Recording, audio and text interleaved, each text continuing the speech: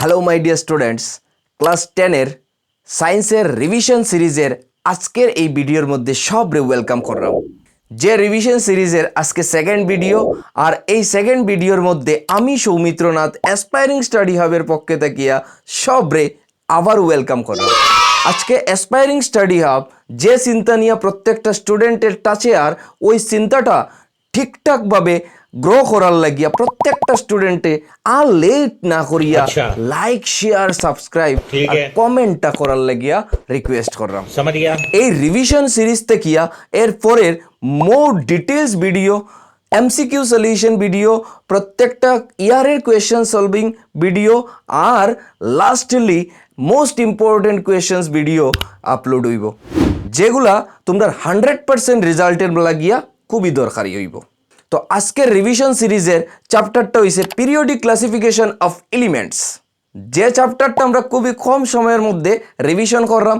তো লেট না করিয়া প্রত্যেকের যদি আমরা খাতা কলম লইয়া বইয়া প্রত্যেকটা পয়েন্ট নোট করিয়া করিয়া রিভিশন সিরিজটা কয়েকটা মিনিটের লাগিয়া দেখতে পারি লাস্ট অবধি, তো আমার মনে হয় প্রত্যেকটা স্টুডেন্টের রিমাইন্ডিং যেটা দরকার আছে এটা এখান থেকে ওই জীব 100%। এই রিভিশন সিরিজের ভিডিওটাই কীরকম কাজে লাগবো তোমরা এখন মোটেও বুঝতে পারবে না। একবার দেখিয়া যাও আর লগে প্রত্যেকটা ফ্রেন্ডসরারে তোমরা দেখাইয়া দাও। তো লেসন স্টার্টিংয়ের প্রথমেই আমার একটা প্রশ্ন, যে কেনে আমরার ক্লাসিফিকেশন দরকার আছে। যে ক্লাসিফিকেশন আমরার দরকার, এই ক্লাসিফিকেশনটা আমরা সঠিকভাবে করতাম পারিনি আমরার জীবনের মধ্যে। একবার তুমি ভাবো, একটা জায়গায় তুমি গেছো, সাপোজ দোকান মনে করো, এই দোকানের মধ্যে দেখা গেল একই থাড়িয়ার মধ্যে যে জায়গায় সাবান রাখা আছে ওই জায়গায় বিস্কুটসও রাখা আছে। কেমনে হইব?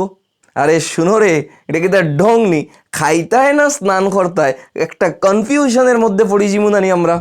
ঠিক ওরকম সায়েন্সের এলিমেন্টস 100+ এলিমেন্টস যদি একদম ওরকম এলোমেলোভাবে থাকি যায়, তো একবার চিন্তা করো সায়েন্স টোটালটা একটা খিচুড়ি হয়ে যাব নানি।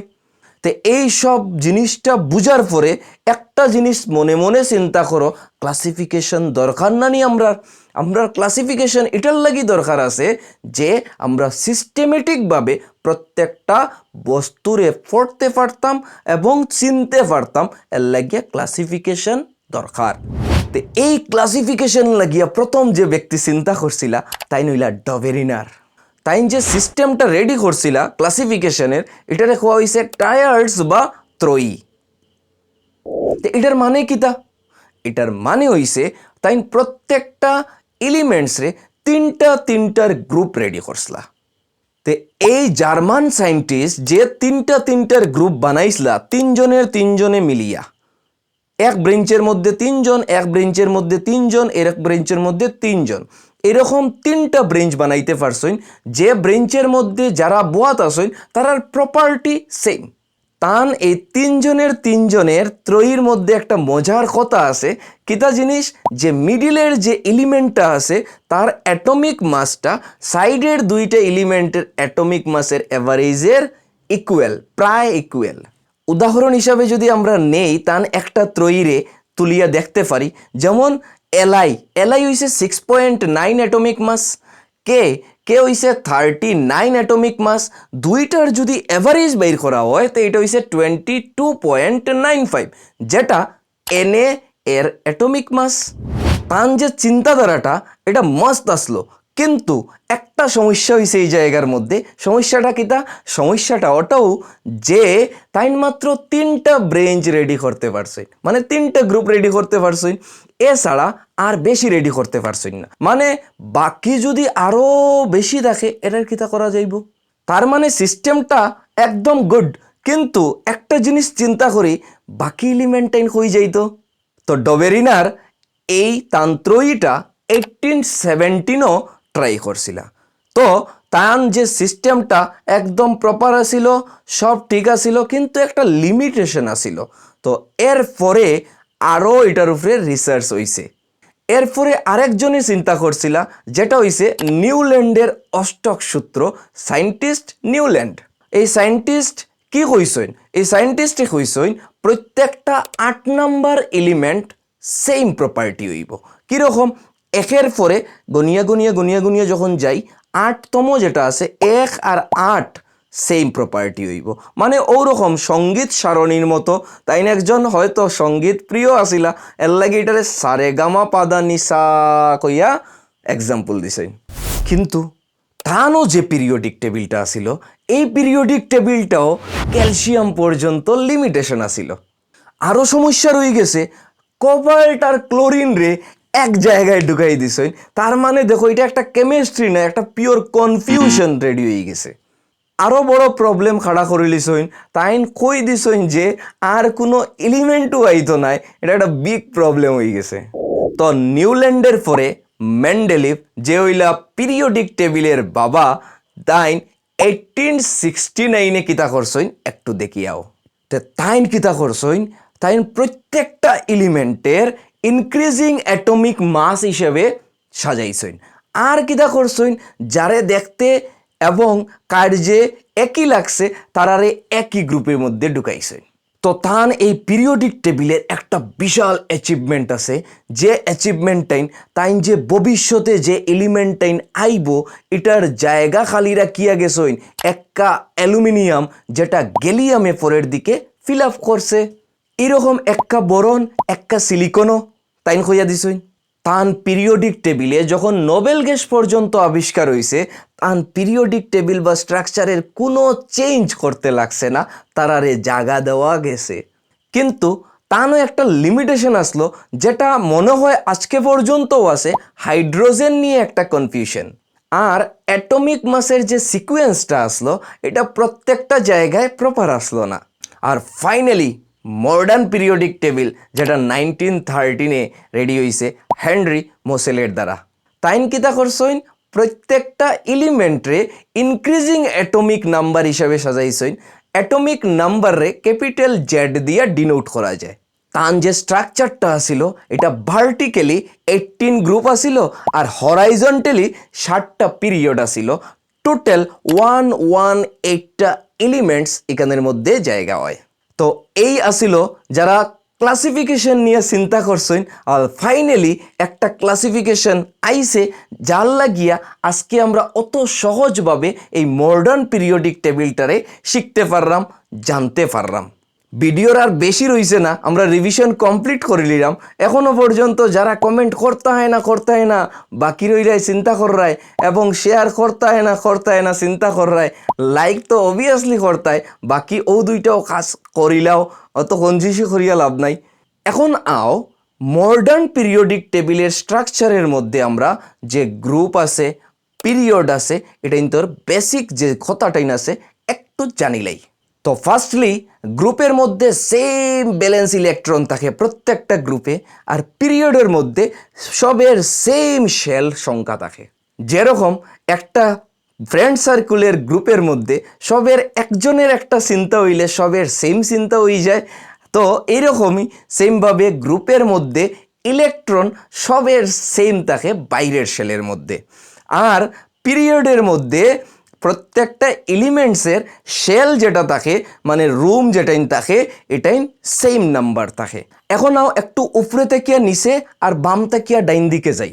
উপরে থেকে নিচের দিকে আইলে শেলের সংখ্যা বাড়ে, মানে ছোট ছোট যেটা রুম যেটা ইলেকট্রন থাকে যেটা ওটা বাড়িয়া যায়। আর বাম দিক থেকে ডাইন দিকে যখন যায় তখন এটার অ্যাটমিক মাসটা বাড়ি যায়। এক্সাম্পল লাগেনি, দিতাম না। যদি লাইক শেয়ার কমেন্ট করো না, তো দেখো দিলাই তবুও করবাই, আমি জানি, বিশ্বাস আছে আমার। তে এক্সাম্পল হিসাবে যদি আমরা ফার্স্ট গ্রুপটারে নেই, যেমন HLI-Na, সবের ব্যালেন্স ইলেকট্রন যেটা আছে, যোজ্যতা যেটা আছে, এটা 1 থাকে। তে গ্রুপ লইছি। এখন পিরিয়ড লইয়া দেখি। পিরিয়ডের মধ্যে সেকেন্ড পিরিয়ডটা যদি দেখি আমরা, সেকেন্ড যেটা পিরিয়ড থাকে এটা LI-B, এটা জানি তারা সবের শেল দেখবা, রুম যেটাই আছে এটাই নিল গিয়া মাত্র 2টা। চলো এখন মডার্ন পিরিয়ডিক টেবিলে ট্রেন্ডিং পজিশন যেটা আছে এটা জানাইয়া দেই। ট্রেন্ডিং এর মেইন জিনিস হইছে গিয়া ব্যালেন্সি। তোমরা সবে জানো আমরা প্রত্যেকের একটা ব্যালেন্স জিনিস দরকার আছে, যেটা এলিমেন্টসেরও দরকার আছে। তো ব্যালেন্সিটা খেয়ে ব্যালেন্স করে, ব্যালেন্স ইলেকট্রনে চিন্তা করব, কতটা ইলেকট্রন লস করতো, কতটা লাভ করতো আর কতটা শেয়ার করতো, এটার উপরেই ডিপেন্ড থাকে ব্যালেন্সি, যেটার ক্ষেত্রে বাম দিক থেকে ডাইন দিকে গেলে প্রথম বাড়ে আর পরে কমতে থাকে, আপ ডাউন। তো সোজা কথায় ব্যালেন্সই একটাই জিনিস বুঝিলাও, যখনই আমরার মধ্যে আন্ডারস্ট্যান্ডিং থাকবো আর এরপরে কী হইব, বন্ধুত্বটা খুবই স্ট্রংগেস্ট হয়ে যায়, যেটা আমরার মতের মিল থাকতে হইব। ট্রেন্ডিং পজিশন জানার পরে এখন অ্যাটমিক সাইজটাও জানাইয়া দিলাই আজকে। অ্যাটমিক সাইজটা কীরকম থাকে পিরিয়ডিক টেবিলে, বাম দিক থেকে আর ডাইন দিকে যখন যাইব তখন অ্যাটমিক সাইজটা কমতে থাকে, আর উপরে থেকে নিচের দিকে যত যাইব তত অ্যাটমিক সাইজটা বাড়তে থাকে। অ্যাটমিক সাইজ ছোটো আর বড়ো হওয়া টোটালি নিউক্লিয়াসের উপরে ডিপেন্ড থাকে। কিভাবে দেখো, যখনই ইলেকট্রন বাড়তে থাকবো তখন নিউক্লিয়াসটা কি পুল হয়, আর যখন পুল হয় তখন কী হয়, সাইজ কমতে থাকে, টানিয়ে রাখে আর। তার মানে সোজা কথা একটাই বুঝিলাও, যত বেশি আকর্ষণ করব তত কিতা হইব, সাইজটা ছোট হইব, আর সাইজ ছোট মানে কিতা, অ্যাটমিক সাইজটা একদম স্লিম হয়ে যাব। আরও জানার ইচ্ছা করেনি, দেখো রিমাইন্ড অনলি ব্রেইনের মধ্যে তোমরা জানোই তা সব, কিন্তু ওই যে রিভিশন আর রিমাইন্ডিং যেটা আছে এটার অভাব, যার লাগিয়েও তোমরার পার্সেন্টেজটা ডাউনের দিকে যার, আর লেট নাই এখন আপ হইব। এখন তোমরা আজকে মেটালিক ক্যারেক্টার যেটা আছে এটাও জানাইয়া দিলাই। মেটালিক ক্যারেক্টারটা খুব মজার, যখন বাম দিক থেকে আর ডাইন দিকে আটিয়া যাইতে থাকবায় তত কমতে থাকে, মানে অদাতুর দিকে যাই আমরা, আর উপরে থেকে যত নিচের দিকে নামতে থাকি তখন বাড়তে থাকে শক্ত হয়ে।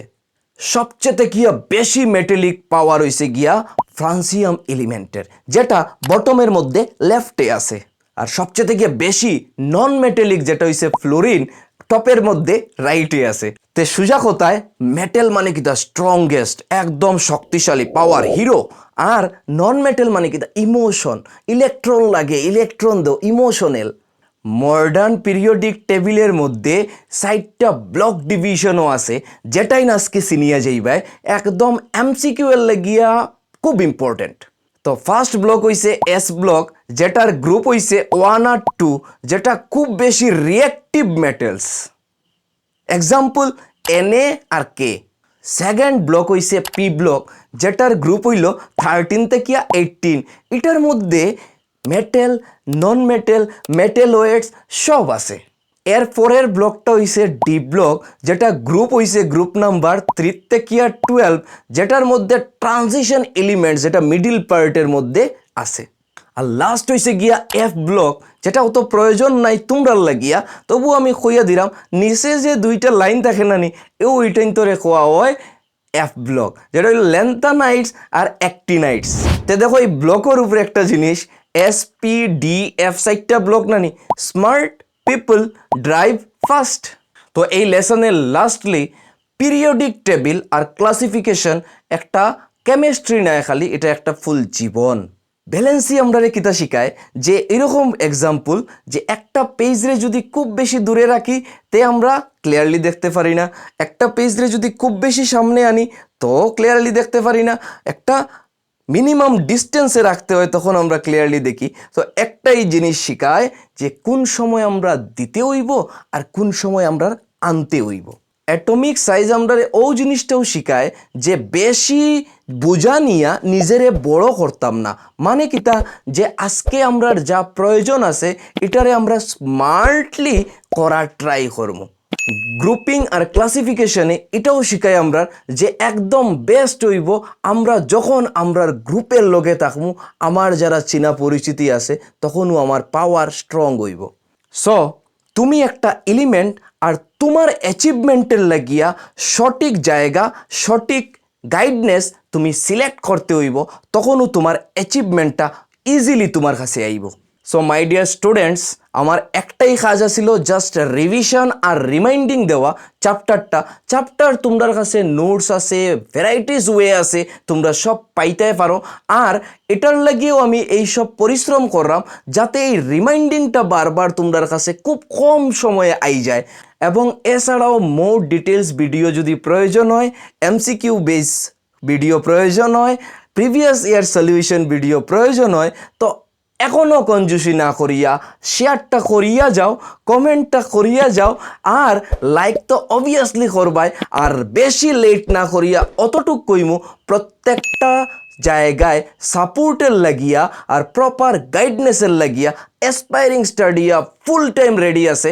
তো নেক্সট রিভিশন সিরিজের ভিডিও আওয়ার আগে এই ভিডিওটার 100 লাইক 100 শেয়ার করিয়া এই সাপোর্টটা তোমরা অবভিয়াসলি করবাই আমার বিশ্বাস। আজকের লাগিয়া এই ভিডিওটা এখানেও ক্লোজ করলাম। নেক্সট রিভিশন ভিডিও খুব তাড়াতাড়ি তোমরা কাছে আইব।